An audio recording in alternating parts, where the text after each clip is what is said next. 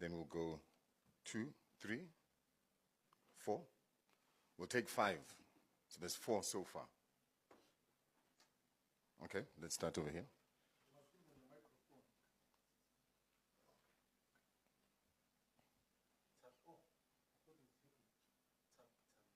Is it? Press it. Is it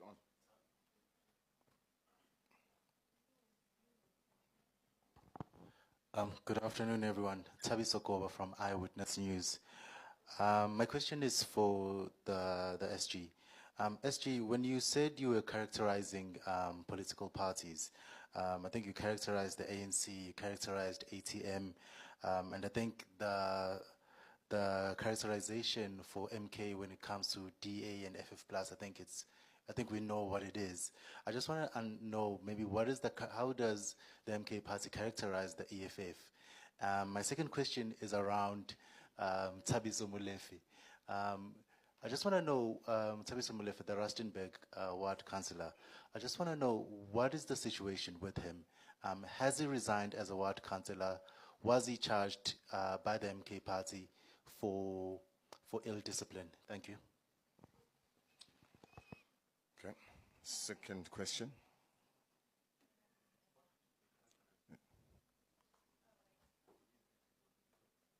It's Jacques from ENCA. It's working. It's working. Thanks.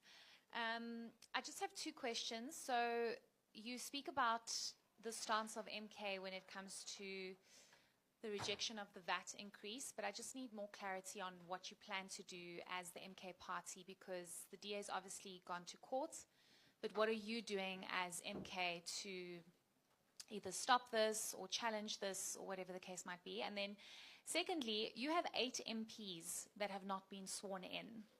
That could have significantly changed the dynamics in the vote in Parliament when it comes to the budget. Why have they not been sworn in? Thank you. It's Natasha Perry here from SABC News. Just to jump onto Heidi's first question about the fiscal framework, will you be joining the DA's litigation against it? And then just on your recent by-election victories, I think the number's now up to 7. So the MK has 7 wards under its leadership. The assessment of the party's performance, so far, seeing that some have labeled you as the new kid on the block. And just, SG, if you can just elaborate on your cooperation with the ATM. The last time, I think 2 weeks ago, I spoke to the leader of the ATMs, Zungula, and he had said that the cooperation isn't meant to actually swallow the ATM into the MK party, but I think there's that perception around it. Can you just please clarify it? On international matters, you've touched on this, but would you say that the tariff hikes imposed on South Africa perhaps demonstrate a political statement on South Africa's foreign policy decisions? And then the last question is your reaction to Ronnie Jackson's proposal to sanction South Africa over its ties to Russia, China, and Iran. Apologies for the many questions. Thanks. Good afternoon. Liam Avumisa from Newsroom Africa. SG, I just want to find out, perhaps just to pick up on my colleagues with regards to the vacant seats in Parliament. Would you concede that those vacant seats rather would have made a significant difference in the VAT budget, the VAT increase in the budget vote that was recently had? So would you concede that had you had those seats filled, that would have made a significant difference? Because I understand the Chief Whip in Parliament, your Chief Whip in Parliament, did attribute in, I think it was social media on X, that there was a problem with electoral law which did not permit those seats to be filled in Parliament currently, and that can only be happening in June. So maybe just clarity on there. And then my last question with regards to ATM. I understand you did allude to the fact that you're going to still finalize the modalities in terms of your association with the African Transformation Movement. But is it only the is it only the ATM, or do you have any other political parties which you are going to be associating with leading up to the 2026 local elections? Thank you. I think that was the last one.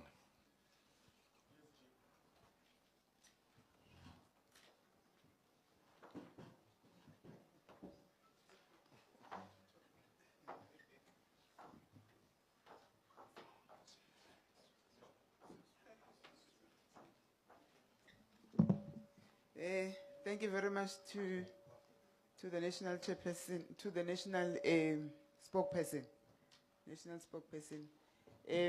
I'm going to take a question from Tabiso Goba, which relates to the state of the disciplinary processes of Tabiso Mulife. Firstly, I would like to confirm that Tabiso Mulife, the councillor, did not resign. He remains the member of Umkhonto weSizwe. Indeed, he was charged for ill discipline in accordance with the constitution of Umkhonto weSizwe. The disciplinary processes are scheduled and it is indeed underway. Thank you.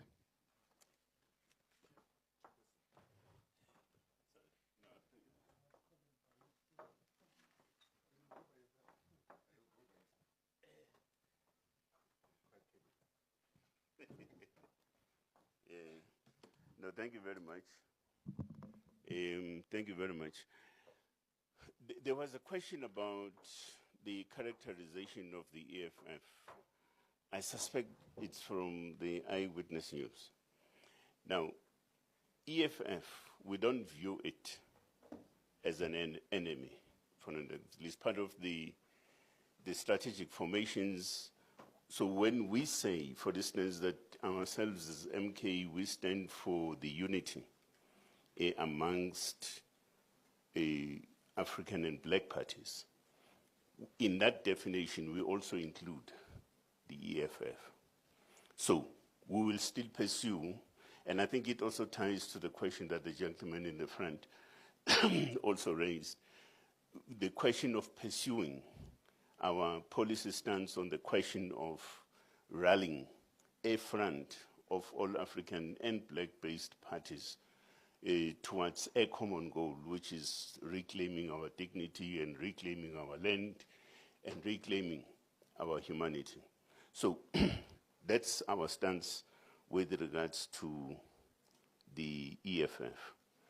The question is also raised on the question of the VAT increase. I think it's the lady in blue. Now, on that question, you see, the fate of our people is in their hands. It's not in the hands of the courts. Our fate as ordinary people on the ground is in our hands. Now, and that's why we emphasize the question of mass mobilization, for an example, on the ground in the fight against value-added tax increase. So are we going to join the DA? No, we won't.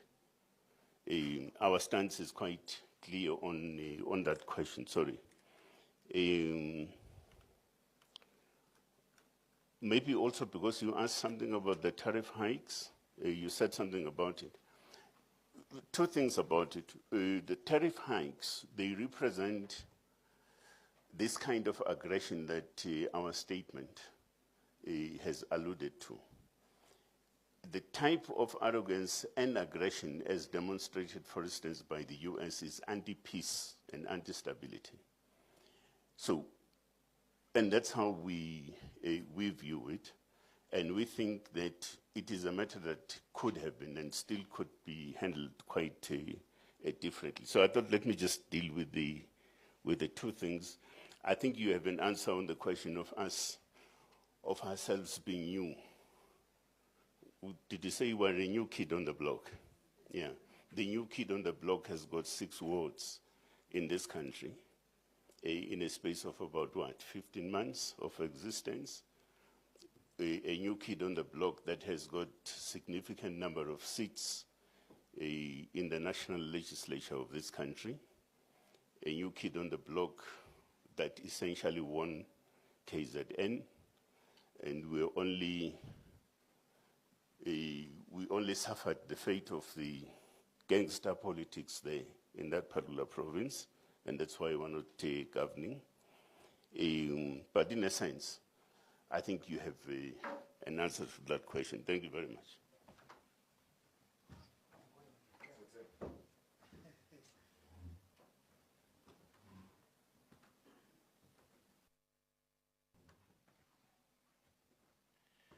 No, thank you very much.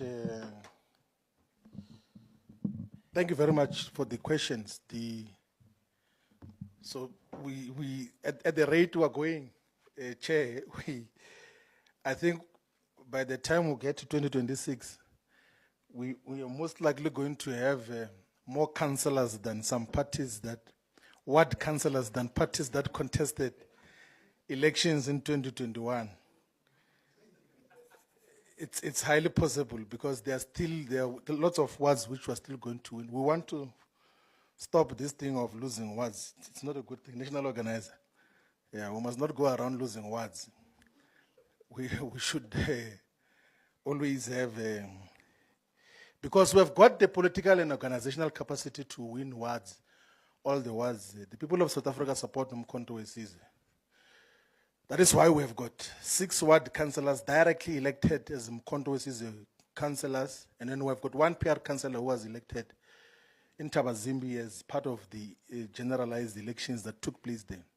But we have got multiple other councillors who joined Umkhonto weSizwe as independent councillors, and those who joined from smaller political parties that got to integrate into Umkhonto weSizwe. We are doing a thorough audit of that. Part of the immediate task of the local government desk will be to collate the exact number of councillors that are members of Umkhonto weSizwe, because we've got a substantial number. I know in Machabeng, in the Jweleputswa region in the Free State, actually the councillor is even a deputy convener or deputy organizer of the province.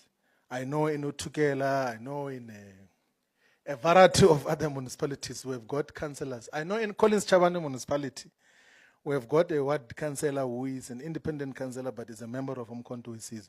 So there's a lot of councillors who are within Umkhonto weSizwe. That is why highest possibilities that by the time and we are not counting those who are councillors but are still serving in other political parties. We are talking those who openly associate with Umkhonto weSizwe. We've got a substantial number as Umkhonto weSizwe. Now, the manner in which the parliamentary list process operates, we explained it in the press conference that took place in the city centre, in Marshalltown, that when you submit an original list of members of parliament, you are only allowed to supplement and amend it once in the first year of constituting the National Assembly. So that is as per a schedule in the Electoral Act. So Umkhonto weSizwe has exhausted the period within which it can supplement the list to the National Assembly in the given period. Even if we wanted to, we actually had written to the Speaker to say, please allow us to fill the vacancies that occurred. And then she pointed us to that rule. And then in the Chief Whip's forum, our Chief Whip, and I understand with the concurrence of other parties, by the way, it is not only the MK that is affected. There are other parties that have not yet filled the vacancies because they've also exhausted that space. And there was agreement in the Chief Whip's forum that that law is not fair on political parties to have vacancies that last for a very long time. And there was a joint agreement in the Chief Whip's forum that we should approach the court for a declaratory order, because no one was going to oppose approaching the court that let us actually amend that section of the law that says that you can only amend or supplement the list once in a period of 12 months. So as the rule stands and as the Constitution and the Electoral Act stands, we can only supplement the list after the 29th of May, because the elections took place on the 29th of May 2024. And then we will be able constitute and then fill the 8 vacancies that exist in the National Assembly. We already have submitted the names of the comrades and we have informed them, those who are going to supplement the list of Mkhonto Wesizwe in the National Assembly. So there was no negligence on our part as Mkhonto Wesizwe as it came to voting on the VAT dynamic,